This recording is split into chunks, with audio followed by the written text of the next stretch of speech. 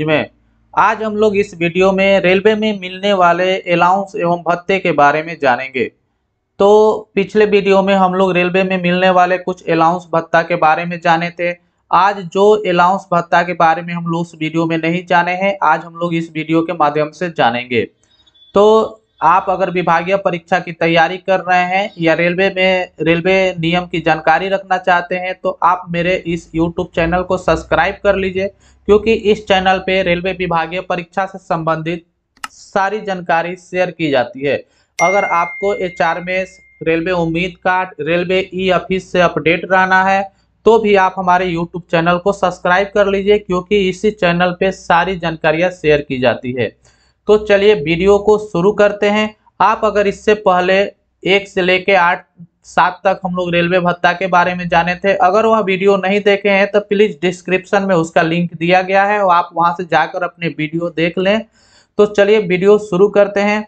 आज हम लोग सबसे पहले जानेंगे कि रेलवे में गेट भत्ता क्या होता है। तो गेट भत्ता के बारे में हम लोग समझेंगे। गेट भत्ता जो होता है, रेलवे में जो स्पेशल लेवल क्रॉसिंग गेट होता है, यानी रेलवे में जो इंजीनियरिंग गेट होते हैं जिसको हम लोग फाटक बोलते हैं आम बोलचाल की भाषा में, उस पे जो ट्रैक मेंटेनर या गेट मैन कार्यरत करते हैं उनको प्रति माह 1,000 रुपये, लेवल 1 से 8 तक के कर्मचारियों को प्रति माह 1,000 रुपये एवं लेवल 9 या इससे ऊपर के कर्मचारियों को प्रति माह 1,200 रुपये के हिसाब से गेट भत्ता दिया जाता है। तो आप लोग समझ गए कि गेट भत्ता क्या होता है। ये सिर्फ इंजीनियरिंग गेट पे कार्यरत कर्मचारियों को मिलता है। रेलवे में 2 प्रकार की गेटें होती है, एक ट्रैफिक गेट होता है और एक इंजीनियरिंग गेट होता है। तो इंजीनियरिंग में जो गेट रहता है उसी को ये गेट भत्ता मिलता है और वो gate special level crossing gate होना चाहिए। तो इसके बाद हम लोग जानते हैं कौन से भत्ता है। अब हम लोग समझेंगे महंगाई भत्ता। तो आप सभी लोग महंगाई भत्ता के बारे में कुछ ना कुछ जानते होंगे, तो आज हम लोग महंगाई भत्ता के बारे में विस्तार से जानेंगे। सबसे पहले हम लोग जानते हैं कि महंगाई भत्ता यानी डियरनेस अलाउंस जो होता है, क्यों रेल यानी क्यों गवर्नमेंट सरकार अपने एम्प्लॉय को देती है। तो देखिए, महंगाई भत्ता रेलवे कर्मचारियों को रहन सहन में किसी प्रकार की दिक्कत नहीं आए, यानी कि वो जिस लेवल में अपना रहन सहन रह रहा है उसी लेवल में रहे, उसी के लिए महंगाई भत्ता रेल कर्मचारियों को प्रदान किया जाता है। महंगाई भत्ता वर्ष में 2 बार अलाउंस किया जाता है, एक जनवरी में और एक जुलाई में। यानी महंगाई भत्ता 6-6 महीने पे रेल कर्मचारियों को मिलता है। महंगाई भत्ता जो होता है वो 1 जनवरी से लागू होता है और 1 जुलाई से लागू होता है। जनवरी के महंगाई भत्ते का घोषणा जो होता है वह संभवतः मार्च में किया जाता है और जुलाई के महंगाई भत्ते का घोषणा जो होता है वह संभवतः अगस्त या सितंबर में किया जाता है और 3 महीना का एरियर मिलता है। तो आप समझ गए कि महंगाई भत्ता क्या होता है।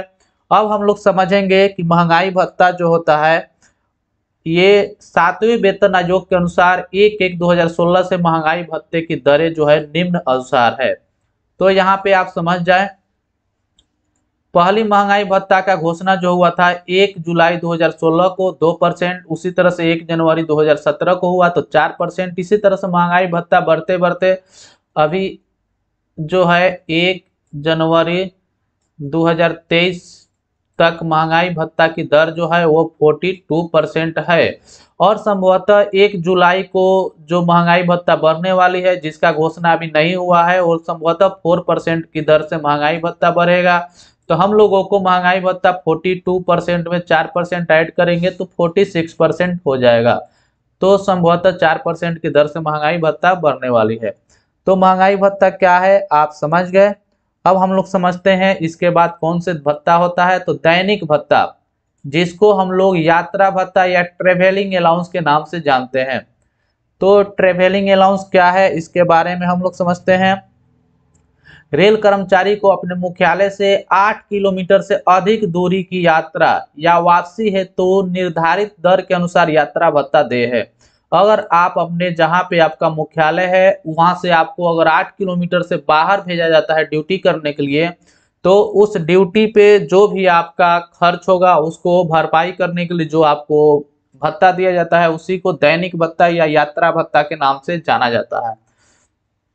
तो देखिए यात्रा भत्ता जो है 7वें वेतन के अनुसार जो है पे लेवल के अनुसार अलग अलग अमाउंट में यात्रा भत्ता दिया जाता है। तो हम लोग सबसे पहले समझ लेते हैं यहाँ पे कि किन लेवल को कितना यात्रा भत्ता प्रदान किया जाता है। तो देखिए लेवल 1 से लेके लेवल 5 तक के कर्मचारियों को 500 रुपया, यानी कि अगर 100% यात्रा भत्ता दिया जाएगा तो 500 रुपया प्रदान किया जाएगा लेवल 1 से लेके लेवल 5 तक के कर्मचारियों को। लेवल 8 से लेके लेवल 6 तक के कर्मचारियों को 100% भत्ते की दर जो होती है वो 800 रुपये होते हैं। आप ध्यान रखेंगे कि ये जो भी भत्ते हैं ये 100% भत्ते की दर है। मैं आप लोगों को समझाऊंगा कि 100% क्या होती है। अब लेवल 9 से लेके 11 तक के कर्मचारी अगर होंगे और वो अपने मुख्यालय से बाहर जाते हैं, 8 किलोमीटर से बाहर जाते हैं, तो उनको 900 रुपया मिलेंगे। अगर लेवल 12 से 13 के बीच में है तो उनको 1000 रुपया मिलेगी। और लेवल 14 से ऊपर जो भी कर्मचारी अधिकारी हैं उनको 1200 रुपया पर डे के हिसाब से मिलता है। अब हम लोग समझते हैं कि ये किस अनुसार मिलता है, यानी कितने घंटे बाहर रहने पर कितना यात्रा भत्ता मिलता है। तो यहाँ पे जो है मैं आप लोगों को बता देता हूँ। देखिए यात्रा भत्ता मुख्यालय से अनुपस्थित रहने के प्रत्येक दिन देय होता है, जिसकी गणना जो होती है वो मध्यरात्रि से मध्यरात्रि के आधार पर किया जाता है। यहाँ पे समझने वाली बात है, अगर आप मुख्यालय से लगातार 6 घंटे या उससे कम बाहर रहते हैं तो आपको 30% के दर से यात्रा भत्ता प्रदान किया जाएगा। आप अगर मुख्यालय से 6 घंटे से अधिक एवं 12 घंटे के अंदर रहते हैं तो आपको 70% यात्रा भत्ता दिया जाएगा। अगर आप मुख्यालय से 12 घंटे या उससे अधिक रहते हैं, चाहे वो 24 घंटे क्यों नहीं हो, तो आपको 100% यात्रा भत्ता दिया जाएगा। सपोज कीजिए कि आप लेवल 5 के कर्मचारी हैं और आपने मुख्यालय से 8 किलोमीटर से बाहर गए और 7 घंटे रहे, तो 7 घंटे रहें तो आपको 6 घंटे से अधिक और 12 घंटे तक आपको कितने परसेंट मिलेगा, तो 70%। तो लेवल 5 के कर्मचारियों को यात्रा भत्ता जो होता है वो अभी मैं बताया कि 500 रुपये मिलती है। तो इस तरह से आपको 7 घंटे से बाहर हैं तो आपको 70% भत्ता मिलेगा, तो आप 500 रुपये का 70% निकाल लेंगे तो आपको 350 रुपये 7 घंटे के लिए यात्रा भत्ता प्रदान किया जाएगा। आप जो भी लेवल में है आप इस अनुसार आप अपनी गणना कर सकते हैं। फिर हम लोग समझते हैं नेक्स्ट क्या है। तो नेक्स्ट है, देखिए यहाँ पे जो है एक कंडीशन है कि यात्रा भत्ता के लिए दावा यात्रा समाप्त होने की तिथि से 60 दिनों के अंदर करना होगा। आप अगर यात्रा भत्ता के लिए आवेदन करना चाहते हैं तो यात्रा जिस दिन समाप्त होती है उससे 60 दिनों के अंदर आपको क्लेम कर देना होगा। 60 दिनों के अंदर, 60 दिनों के बाद जो है आपका क्लेम जो होगा वो स्वीकार नहीं किया जाएगा। अब हम लोग समझते हैं परिवहन भत्ता।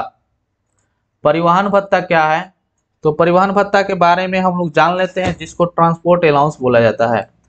रेल कर्मचारियों को अपने आवास से कार्यस्थल पर आने एवं वापस जाने के लिए परिवहन भत्ता देय होता है।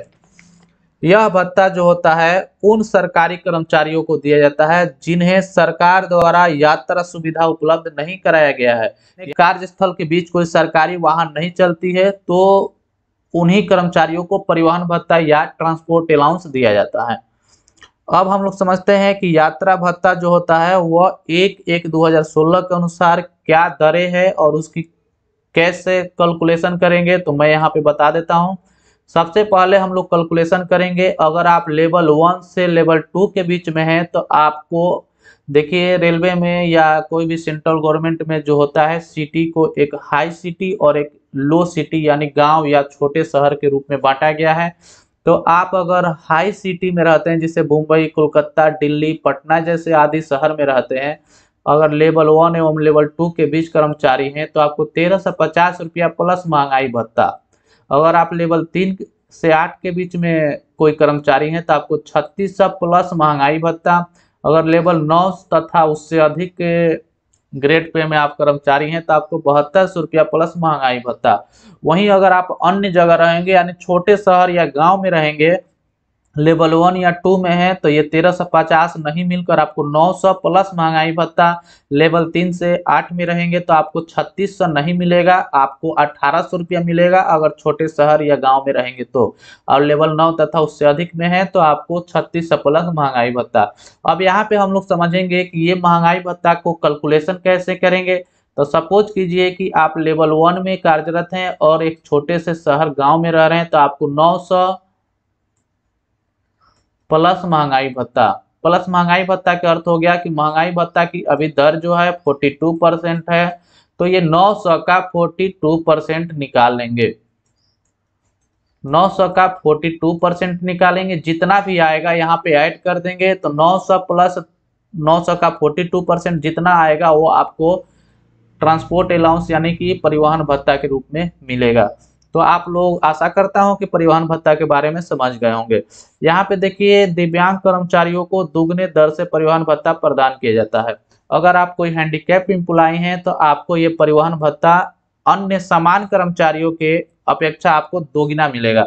सपोज कीजिए कि समान कर्मचारियों को 1000 मिल रहा है, आप दिव्यांग है तो आपको 2000 की प्रति महीना के हिसाब से या परिवहन भत्ता प्रदान किया जाएगा। अब हम लोग समझते हैं नीचे में कठिन यात्रा भत्ता। कठिन यात्रा भत्ता क्या है? ये जो था ये पहले आदिवासी जनजाति क्षेत्र भत्ता के नाम से जाना जाता था। कठिन यात्रा भत्ता क्या होता है कि लेवल 1 से लेकर 8 तक के कर्मचारियों को 1000 रुपया प्रति माह मिलता है एवं लेवल 9 एवं इससे ऊपर के कार्यरत कर्मचारियों को 1200 रुपया प्रति माह के हिसाब से प्रदान किया जाता है। बात समझेंगे मकान किराया भत्ता। ये सबसे इम्पोर्टेंट भत्ता होता है जो सभी कर्मचारियों को मिलता है जो सरकारी आवास में नहीं रहते हैं। मकान किराया भत्ता यानी कि हाउस रेंट अलाउंस। मकान किराया भत्ता की दर जो होता है वो 3 प्रकार की शहर के अनुसार कैटेगरी में बांटा गया है, एक एक्स वाई जेड। अब इन तीनों में जो होगा आपका यात्रा भत्ता, अगर आप एक्स शहर में रह रहे हैं तो आपका यात्रा भत्ता 5400 रुपया से कम नहीं होगा। अगर आप वाई श्रेणी के शहर में रह रहे हैं तो आपको 3600 रुपया से कम यात्रा भत्ता नहीं मिलेगा। अगर वहीं आप जेड शहर या गांव में रह रहे हैं तो आपको 1800 रुपया। अब हम लोग इसके आगे समझते हैं कि किसको कितना परसेंट के हिसाब से दिया जाता है। तो शहर और गांवों को मैं बताया कि 3 श्रेणी में वर्गीकरण किया गया है, एक एक्स वाई जेड। अगर आप एक्स श्रेणी के शहर में रह रहे हैं तो मूल वेतन पर आधारित यानी कि आपका जितना बेसिक है मूल वेतन है उसका 24% मिलेगा एचआरए यानी हाउस रेंट अलाउंस। अगर आप वाई श्रेणी या शहर में रह रहे हैं तो आपको 16% यानी 16% के दर से आपका जो भी बेसिक होगा उसका 16% कैलकुलेशन कर लेंगे, आपको उतना मकान किराया भत्ता मिलेगा। अगर आप जेड श्रेणी के शहर या गांव में रह रहे हैं तो आपको 8% के हिसाब से मकान किराया भत्ता प्रदान किया जाएगा। यहाँ पे एक कंडीशन है, आप लोग ध्यान से समझेंगे। अगर आपका महंगाई भत्ता का दर जो होगा वह 25% से अधिक होता है तो ये 8% जो होगा वो 9% हो जाएगा, ये 16% जो होगा वो 18% हो जाएगा और ये 24% जो होगा वो 27% हो जाएगा। तो जैसे ही आपका महंगाई भत्ता 25% से अधिक होता है तो आपके मकान किराया भत्ता में भी बढ़ोतरी हो जाती है। फिर आप ध्यान देंगे कि जैसे ही आपका महंगाई भत्ता जो होगा वो 50% से अधिक हो जाता है तो ये फिर से आपका मकान किराया भत्ता में बढ़ोतरी हो जाएगा, यानी कि ये 9% जो होगा वो 10% हो जाएगा, ये आपका 18% जो होगा वो आपका 20% हो जाएगा और ये आपका 27% जो होगा आपको 30% हो जाएगा। तो आप इसको ध्यान में रखेंगे। अब इसके बाद हम लोग समझते हैं कौन से भत्ता है। तो इसके बाद हम लोग समझेंगे ड्राई सेल भत्ता, यानी कि आप जो भी रेल कर्मचारी हैं रात्रि में पेट्रोलिंग ड्यूटी करते हैं और टर्च का इस्तेमाल करते हैं जिसमें सेल का यूज होता है, उन सभी कर्मचारियों को ड्राई सेल भत्ता प्रदान किया जाता है। जैसे सभी ट्रैकमैन जिन्हें रात्रि में पेट्रोलिंग या गश्ती करनी पड़ती है उन्हें प्रति माह 150 रुपया की दर से नियमित वेतन में सेल खरीदने के लिए यह भत्ता प्रदान किया जाता है। ये अगर आपको कोई रिचार्जेबल टॉर्च उपलब्ध है तो उन्हें यह भत्ता नहीं मिलता है। अब इसके बाद हम लोग समझेंगे अस्पताल रोगी भत्ता। जिसको हम लोग बोलते हैं पेशेंट केयर अलाउंस। अस्पताल रोगी भत्ता जो होता है वह ग्रुप सी और डी यानी कि गैर लिपिकीय अस्पताल में कार्यरत ग्रुप सी और डी के कर्मचारियों को मिलता है, सिर्फ क्लर्क कर्मचारियों को छोड़कर। यहाँ पे अब यह भत्ता किस अनुसार मिलता है? यह भत्ता जो होता है लेवल 8 या इससे कम, यानी कि आप समझ सकते हैं कि लेवल 1 से 8 तक के कर्मचारियों को 4100 रुपया प्रति माह के हिसाब से पेशेंट केयर अलाउंस मिलता है, और लेवल 9 एवं उससे ऊपर के कर्मचारियों को 5300 रुपया के हिसाब से पेशेंट केयर अलाउंस का भुगतान किया जाता है। तो आप लोग समझ गए होंगे कि पेशेंट केयर अलाउंस यानी कि अस्पताल रोगी देखभाल भत्ता क्या है। अब हम लोग समझते हैं इसके बाद जो भत्ता है, इसके बाद भत्ता है सम्मिश्रण स्थानांतरण अनुदान, जिसको हम लोग इंग्लिश में कंपोजिट ट्रांसफर ग्रांट के नाम से जानते हैं, यानी कि सीटीजी के नाम से जानते हैं। यह भत्ता जो होता है कर्मचारियों का एक स्टेशन से दूसरे स्टेशन पर प्रशासन के हित में स्थानांतरण यानी ट्रांसफर होने पर मूल वेतन के आधार पर यह देय है। जैसे होता है कि अगर आपका ट्रांसफर प्रशासनिक आधार पर आप जहां काम कर रहे हैं उससे कहीं अलग स्टेशन पर हो जाता है, तो आपको अपने सामानों को एडजस्ट करने के लिए उसी का जो खर्चा आएगा उसी को भरपाई करने के लिए सम्मिश्रण स्थानांतरण अनुदान यानी सीटीजी भत्ते का भुगतान किया जाता है। अब इसको किस प्रकार से यह भत्ता प्रदान किया जाता है, तो यहाँ पे ध्यान से समझेंगे। जहां स्थानांतरण 20 किलोमीटर अथवा उससे अधिक की दूरी पर हुआ हो तो कर्मचारी को सीटीजी का भुगतान पिछले माह के मूल वेतन का 80% की दर से किया जाएगा। यहाँ पे देखिए, अगर आपका ट्रांसफर होता है और आपके होम स्टेशन से 20 किलोमीटर या उससे अधिक की दूरी पर होता है, तो आपका जितना वेतन बना था पिछले महीना उसका जो भी बेसिक होगा उस बेसिक का 80% के हिसाब से आपको सीटीजी अलाउंस का भुगतान किया जाएगा। अगर 20 किलोमीटर या उससे अधिक होगा तो 80%। फिर हम लोग समझते हैं, अगर आपका ट्रांसफर होता है और उसका स्थानांतरण 20 किलोमीटर के अंदर होता है, यानी कि 20 किलोमीटर से कम के परिधि में होता है, और आप आवास परिवर्तन कर देते हैं यानी कि आप अपना डेरा चेंज कर देते हैं, तो पिछले माह के वेतन का 1/3 यानी कि आपका जो भी पिछले माह वेतन बना था उसका जो बेसिक था उसका 1/3 आपको सीटीजी अलाउंस के रूप में प्रदान भुगतान किया जाएगा।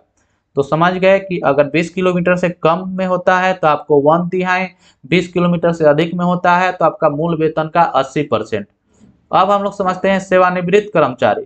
तो आप यहाँ पे समझ जाएंगे कि सेवानिवृत्त कर्मचारी अगर अपना सेवानिवृत्ति के बाद अपना जो बसने का जगह होता है अगर उसकी दूरी 20 किलोमीटर या उससे अधिक होती है तो उसको मूल वेतन का यानी जो पिछले महीना में उसको बना है उसका मूल वेतन का 80% के हिसाब से उसको सीटीजी अलाउंस के रूप में भुगतान किया जाएगा।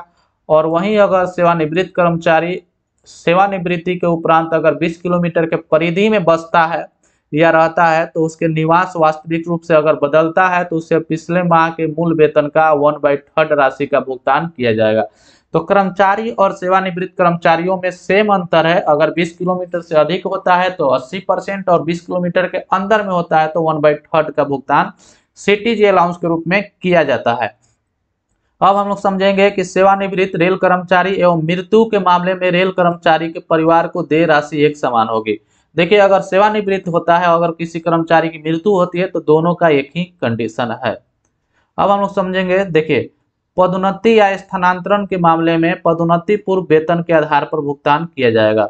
अगर आपका प्रमोशन होता है और प्रमोशन के उपरांत आपका ट्रांसफर होता है तो प्रमोशन से पहले जो आपका मूल वेतन था उसी के आधार पर सीटीजी अलाउंस का गणना किया जाएगा। सपोज कीजिए कि आपको प्रमोशन से पहले जो है आपका बेसिक जो है वो 100 रुपया है और प्रमोशन होने के बाद आपको बेसिक जो होता है 110 रुपया हो जाता है, तो आपको सीटीजी अलाउंस का भुगतान जो होगा वो मूल वेतन आपको 100 रुपया मानकर इसका 80% या 1/3 के हिसाब से प्रदान किया जाएगा। अब हम लोग समझते हैं कि किन परिस्थिति में सीटीजी अलाउंस का भुगतान नहीं किया जाता है। देखिए स्वैच्छिक स्थानांतरण यानी कि अनरिक्वेस्ट ट्रांसफर जो होता है, यह एक होता है पारस्परिक स्थानांतरण यानी म्यूचुअल ट्रांसफर। अगर आपका इसमें से दोनों में से कोई भी ट्रांसफर होता है तो आपको सीटीजी अलाउंस का भुगतान नहीं किया जाता है, क्योंकि ये प्रशासनिक ट्रांसफर नहीं होता है, ये कर्मचारी के निजी अनुरोध पे ये ट्रांसफर किया जाता है। देखिए 180 दिनों से कम दिनों के लिए अस्थायी स्थानांतरण होता है तो भी आपको सीटीजी अलाउंस का भुगतान नहीं किया जाएगा। अगर आपका ट्रांसफर होता है और 180 दिनों से कम के लिए होता है और वो अस्थायी होता है तो भी आपको सीटीजी अलाउंस का भुगतान नहीं किया जाएगा। सेवानिवृत्ति की स्थिति में जब तक कर्मचारी रेल आवास खाली नहीं करता है तब तक सीटीजी अलाउंस का भुगतान नहीं किया जाएगा। तो आई होप दोस्तों कि ये वीडियो आपको अच्छी लगी होगी। रेलवे में मिलने वाले भत्तों के बारे में हम लोग जाने, इससे पूर्व में एक वीडियो अपलोड किया गया था, इसका जो पार्ट था उसमें है और उसका बचे हुए पार्ट का जो भी जानकारी था इसमें हम लोग शेयर किए। तो मैं आशा करता हूं कि ये जानकारी आपको अच्छी लगी होगी। वीडियो अच्छा लगा तो प्लीज लाइक सब्सक्राइब और अपने दोस्तों के साथ शेयर जरूर करें और मिलते हैं एक ऐसे ही अगले वीडियो में। जब तक के लिए धन्यवाद। जय हिंद।